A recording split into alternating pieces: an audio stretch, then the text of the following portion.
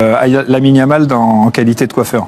Pas terrible dégradé. On est d'accord. Quel est le point commun entre Dunkerque et Barcelone? Le carnaval, bien sûr. À Dunkerque, c'est dans la rue. À Barcelone, c'est sur le terrain. Et hier, c'était face à la Real Sociedad, victoire 4-0 des Catalans face aux Basques. Certes, réduit à 10 dès la 16e minute. Mais que c'était beau, Omar Da Fonseca. Et Lamine Yamal, mais quel régal. Oui, ils sont ce qu'on appelle dans une espèce d'auto-estime, dans l'excellence.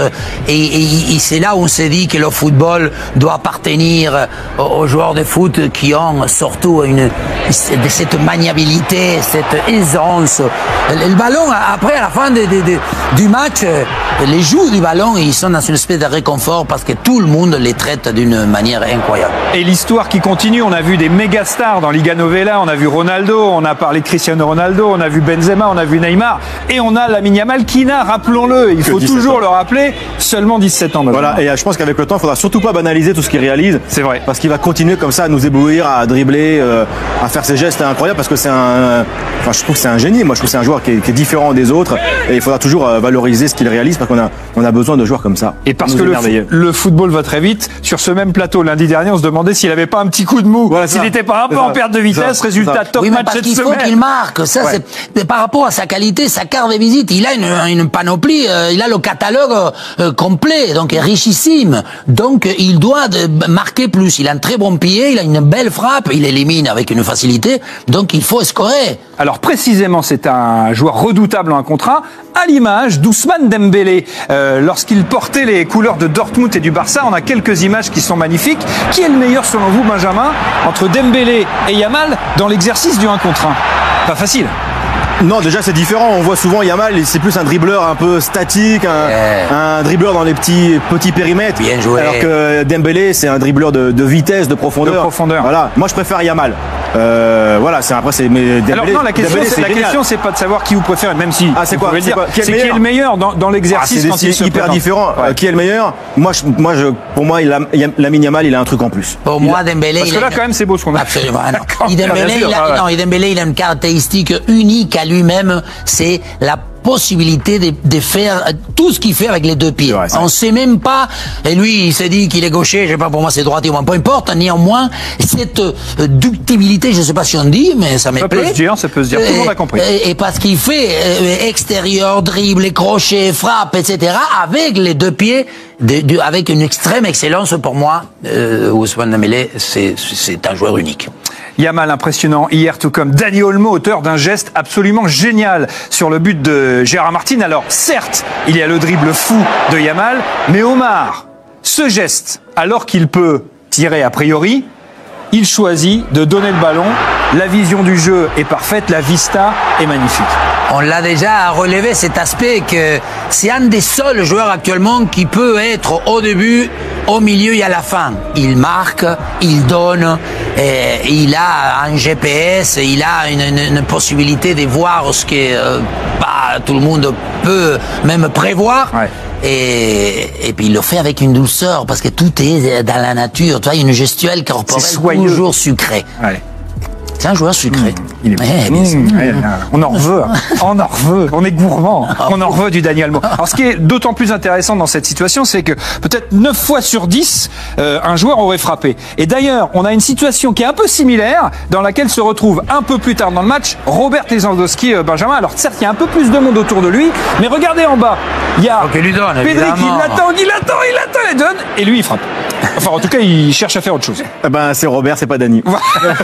Et c'est pas Zizou non plus. C'est un avant-centre qui veut marquer, qui veut se retourner, et l'autre c'est un meneur de jeu. Donc on est sur deux styles de concevoir une attaque différente. Après, on peut pas vraiment parler de mauvais choix quand même de la part du Polonais. Non.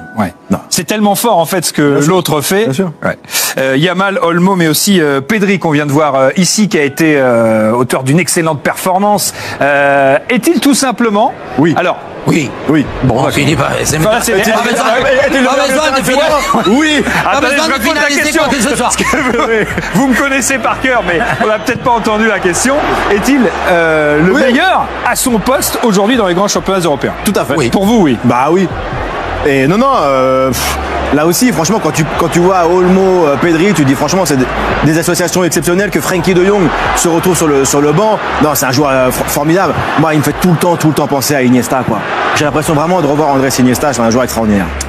Vous avez le choix entre Bellingham et Pedri aujourd'hui. Vous prenez Pedri Oui, parce que et Pedri en plus, je suis contre le côté, comme vous savez, j'aime pas la raideur, j'aime la souplesse. Toujours, il prime à ce côté souple d'un joueur. Et lui, il déroge à cette caractéristique du muscle. C'est un joueur même fragile. Il a un visage d'enfant avec un corps de génie, d'artiste. Donc cet aspect-là, moi je le mets en avant parce que il doit même pas. C'est ce qu'il dit quand on parle des duels. Lui, il va jamais au duel. Il les évite, il les anticipe, il les reconnaît. Donc tout ça, c'est de l'art. Et pour moi, il mérite déjà le musée, une galerie qu'on va la trouver, je sais pas, à Madrid, à Paris, ailleurs. À Madrid, c'est une bonne idée, tiens.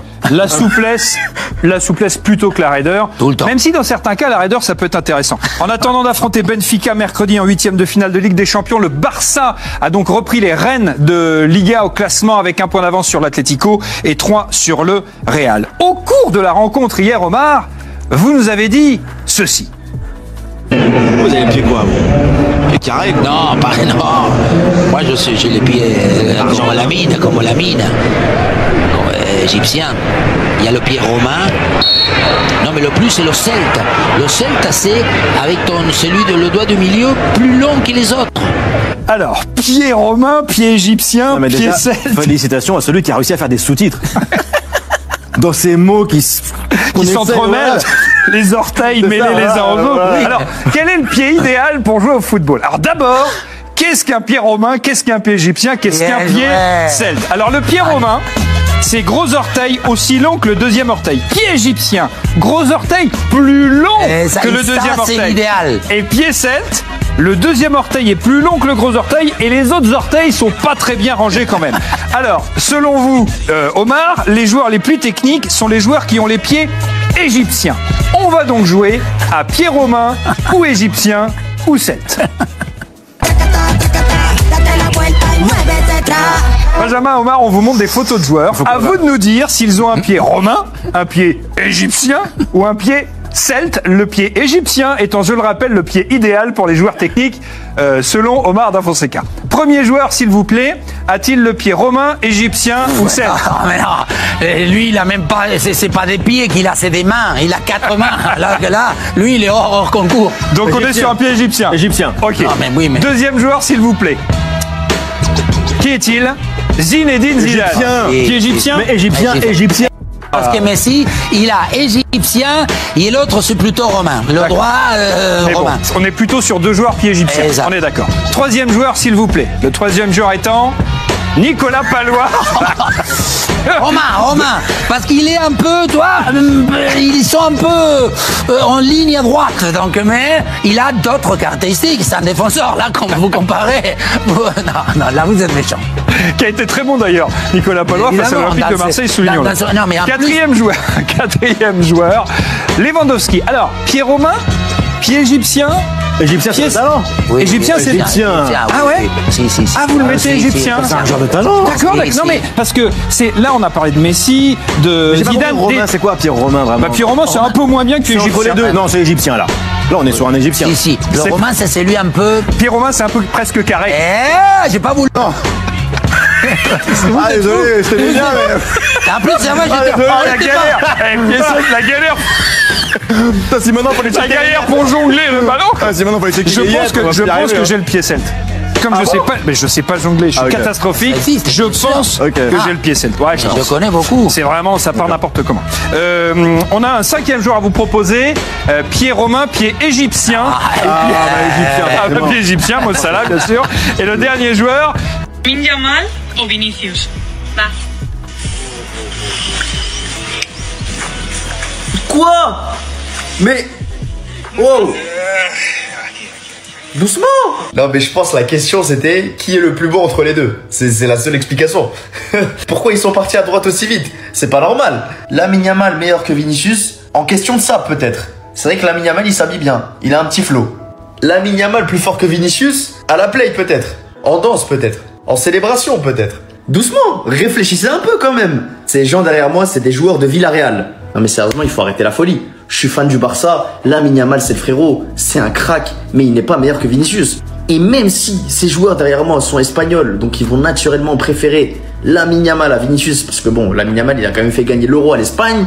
Il faut être lucide. On parle quand même du meilleur ailier au monde depuis au moins 3 ans. Depuis 2021-2022, il n'y a personne sur l'aile qui est meilleur que Vinicius. Au bout d'un moment, il faut arrêter de fumer le doré là. De toute façon, cette vidéo, elle sera valable dans, allez, 3 ans max, quand Lamine Yamal aura récupéré un ballon d'or.